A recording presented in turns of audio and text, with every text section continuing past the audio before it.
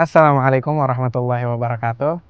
Teman-teman para pejuang langit yang mencari jalur langit untuk melunasi hutang-hutang, jangan khawatir, Allah selalu berikan solusi di dalam hidup kita.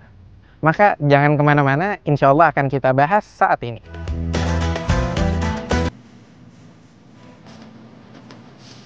Seperti yang dialami Ardi, pengusaha roti yang ditemui Anof di Cianjur, Jawa Barat ini menutup hutang-hutangnya justru membuat usahanya bersinar. Berkat jalur langitnya, sekarang toko kuenya jadi salah satu yang paling terkenal di Cianjur, Jawa Barat. Antrian pelanggan selalu mengular. Sebelumnya, udah berkali-kali Ardi pengen nyerah. Usahanya nyaris ambruk karena hutang yang membelitnya. Semua usaha dan keringat seperti tak menghasilkan apa-apa. Karena saya jiwanya masih muda nih sama istri, pengen menggebu-gebu, pengen bisnisnya tambah gede.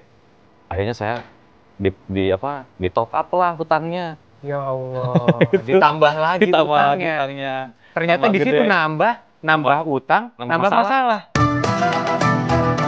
Tujuh Langit gak pernah kepikiran sebelumnya. Ternyata hutang malah jadi pangkal masalah.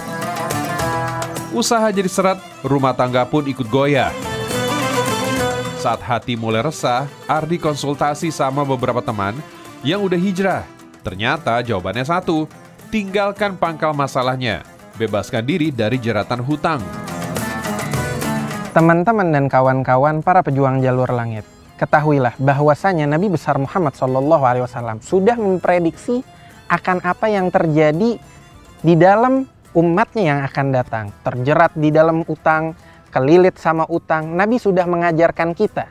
Dan ini terjadi kepada Aba Umamah.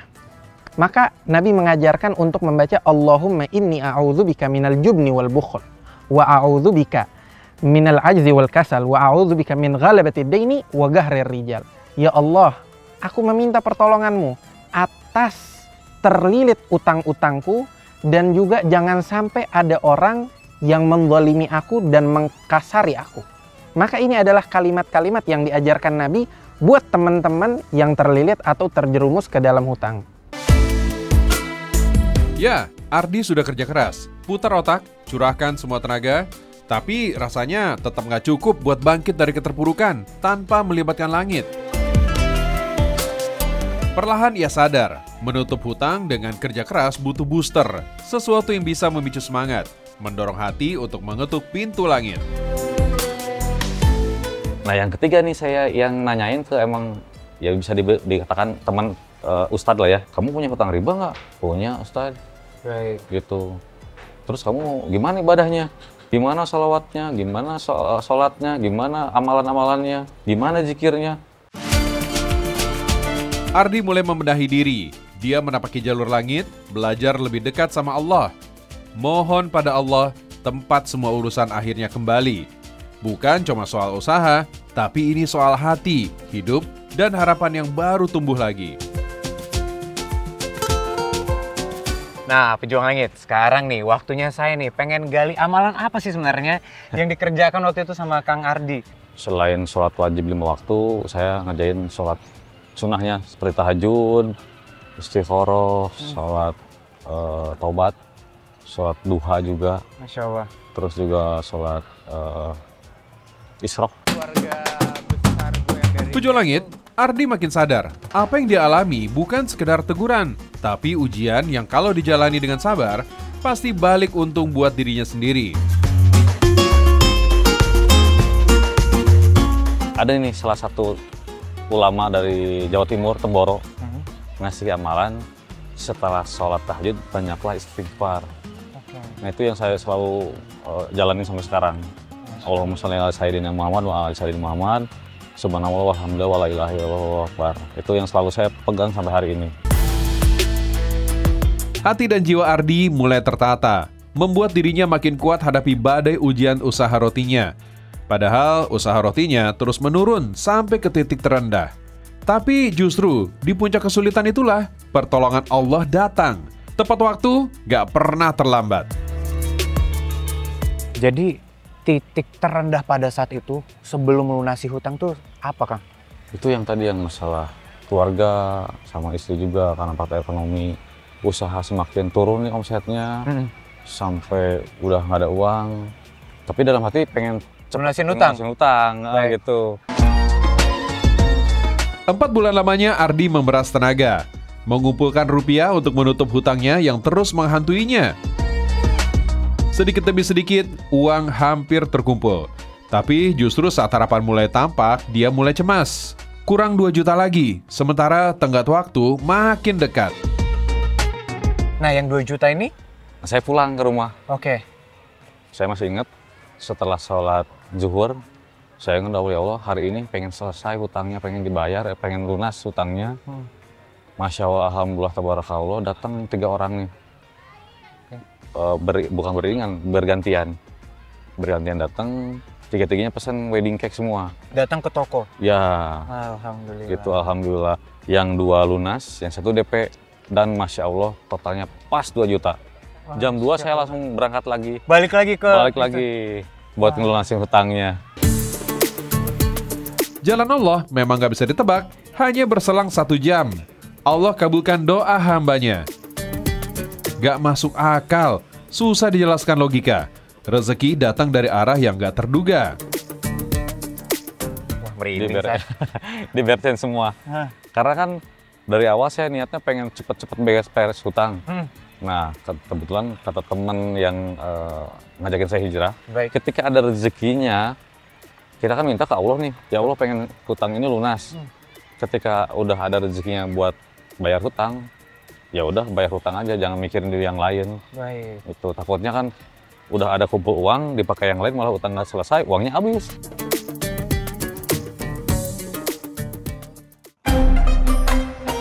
Alhamdulillah, kini Ardi teguh pada keyakinannya. Jika meninggalkan yang haram demi Allah meraih ridhonya, maka Allah lah yang akan mencukupinya. Ardi merasakan keberkahannya. Sekarang usahanya nggak cuma buat dapur pribadinya agar tetap ngebul, tapi ada 46 karyawan yang kini menggantungkan hidup mereka dari usaha roti Ardi hingga jadi produsen roti ternama di Cianjur, Jawa Barat. Setelah mendengar langkah-langkah dan solusi yang kita pelajari tadi, kita juga bisa ambil dan memetik dari kisah teman kita, Pak Ardi, melakukan langkah-langkah dan solusi tepat yang diajarkan oleh Islam, sehingga Allah pun membantu dia di dalam melunasi hutang dia dan melepaskan dirinya dia dari terjerat kepada hutang-hutang tersebut. Bahkan Allah gantikan yang lebih baik daripada hutang-hutang tersebut. Kang, tadi kan aku Ya. waktu pas di belakang, saya sempat ngobrol sama karyawan. Katanya itu Akang juga memberangkatin karyawan umroh setiap Ya, tahun. Alhamdulillah. Masya Allah. Satu tahun 1 karyawan saya berangkatkan sama istri gitu. Motivasi memberangkatkan umroh tuh apa sih sebenarnya? Saya pengen nggak hanya saya sama istri aja sama keluarga yang merasakan kenikmatan itu ya, rezekinya. Tapi saya pengen karyawan yang loyal, yang udah di atas 5 tahun tuh, mereka juga bisa dapat berkahnya dari usaha saya sama istri gitu. Alhamdulillah. Kebetulan ada karyawan nih yang udah berangkat, baru pulang berangkat umroh. Yang mana? Nah ini Teh, salam kenal. Anof dengan Teh siapa? Juli. Teh Yuli, Masya Allah. Jadi Teh Yuli ini baru diberangkatin umroh? Iya, alhamdulillah. Tahun ini? Iya, tahun ini. Alhamdulillah, Masya Masya Allah. Allah. Kalau boleh tahu, udah berapa lama kerja sama Kang Ardi, Teh? Udah kurang lebih 5 tahun. 5 tahun? Iya. Pejuang Langit, kini Ardi yakin menghadirkan orang-orang soleh di lingkungan kerja bisa membawa ketenangan, keberkahan, dan kemudahan dalam menjalankan usaha. Pejuang Langit, senada dengan Ardi, ada pejuang langit yang ditemui Anof di kaki Gunung Papandayan, Garut, Jawa Barat. Elis, seorang ibu yang hingga saat ini masih berjuang keluar dari jeratan rentenir dan hutang hingga puluhan juta rupiah. Meski sempat ketakutan dan putus asa, namun karena jalur langit yang dilakukan, kini utangnya sedikit demi sedikit mulai terbayarkan. Masya Allah. Sini, Kang. Alhamdulillah. Makasih banyak, Kang ya. Assalamualaikum. Waalaikumsalam. Telis, apa kabar? Anof. Alhamdulillah. Wah, lagi sibuk nih, panen cabai nih. Iya. Masya Allah. Teh, apa kabar Teh? Baik, Salam kenal, saya iya. Anof dari Jalur Langit. Ini memang karena panen atau mau masak Teh? Mau masak Masak apa nih? sambal. Oh, Asli sambal. dari sini, Garut. Bu Elis, saya tuh penasaran. Katanya Bu Elis ini kalau kata warga pernah terlilit utang. Ini utang sama siapa Bu Elis? Sama bank. Sama bank? Iya, Bank apa nih? bank keliling ada dulu. Terus MBK mingguan. Oke. Kayak gitu, iya. Tuh saya penasaran, waktu itu Bu Elis tuh terlilit utang untuk memenuhi apa? Ya, kebutuhan sehari-hari. Kebutuhan sehari-hari? Kenapa waktu itu Bu Elis nggak ada pekerjaan atau bagaimana? Belum ada. Oh, Dulunya suami Tete itu tani, cuman ya karena mungkin rezekinya bukan dari sana, ya. terlilit utang. Jadi ibu solusinya ngambil dari situ. Pinjem ya? Gali lubang tutup lubang. Emang dulu Bu Elis kerja apa? Jualan keliling. Jualan keliling apa? Jualan apa? Kayak makanan-makanan ibu-ibu, kayak lotek, bubur sumsum. Tapi sekarang perlahan itu utang-utang udah bisa dibayar ya? Alhamdulillah, alhamdulillah. Alhamdulillah. Hutang demi hutang yang belum kunjung lunas membuat kehidupan Elis dan keluarganya semakin sulit. Bahkan banyak penagih utang yang berdatangan ke rumahnya.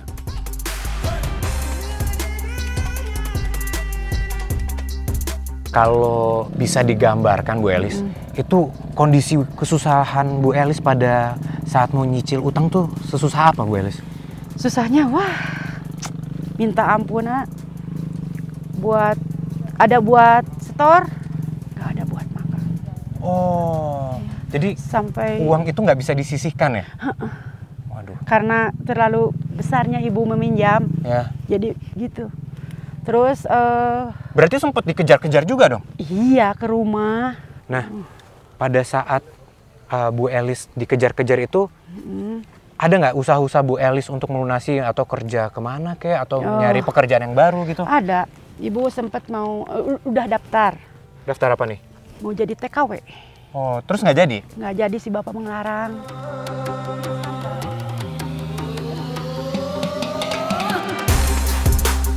Pejuang Langit, kini Elis bekerja sebagai juru masak di agrowisata yang ramai pengunjung. Ini merupakan anugerah dari Allah Subhanahu wa Ta'ala untuk Elis yang sudah merutinkan amalan doa pelunas hutang setiap selesai sholat wajib. Masya Allah. Tak jarang dalam setiap doanya, Elis menangis, memohon pertolongan Allah Subhanahu wa Ta'ala untuk bisa melunasi semua hutangnya. Di saat Bu Elis dikejar-kejar rentenir nih, tadi kan Bu Elis amalan yang pertama dilakukan itu kan membaca doa penghapus hutang tuh. Nah itu kan mendapatkan keberkahan tuh kan ya. Alhamdulillah. Nah setelah berjalannya waktu mulai nyicil lagi, ada nggak sih amalan-amalan tambahan yang Ibu lakukan Bu? Ibu selain itu, ibu suka sholat hajat, Hmm? mau dikerjakannya pagi, siang, atau malam. Oh tergantung luangnya di mana Bu ya? Minta kepada Allah supaya dilancarkan, Dimudahkan ya. Masya Allah. Jadi itu biasanya gimana? Lebih Ya. lega, lapang gitu ya? Ada aja jalan untuk apa itu teh ngumpulin uang. Oh. Kalau udah dilaksanakan sholat hajat. Allahu Akbar. Pejuang Langit, Allah Subhanahu wa Ta'ala punya rencana sendiri untuk menolong hambanya bagi mereka yang mengerjakan sholat dan berdoa dengan tulus ikhlas. Pas ibu lagi kesulitan, datang itu, ya dipinjem dulu dak, buat bayar ini dulu gitu. Nah kalau yang waktu pas Ibu jualan itu ada nggak? Ada. Jadi laku atau gimana gitu? Habis, suka habis. Masya Allah. Suka habis semua yang ibu bawa. Ya, ya. Sampai Itu. akhirnya ditawarin sama kepala desa untuk masak di sini. Iya.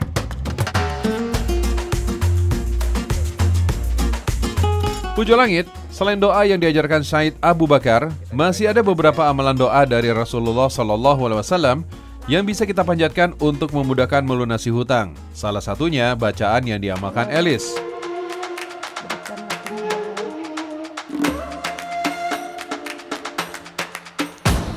Allahumma fini bihalalika an haramik wa aghnini bifadlika amman siwak. Pejuang Langit, Elis dan Ardi sama-sama terpuruk dalam jeratan hutang. Keduanya telah membuktikan bangkit dari keterpurukan butuh pendorong dari langit. Faktor Allah Subhanahu wa Ta'ala, tempat digantungkannya segala sesuatu. Namun begitu, bukan berarti hutang itu nggak boleh. Simak saja kata-kata Said Abu Bakar.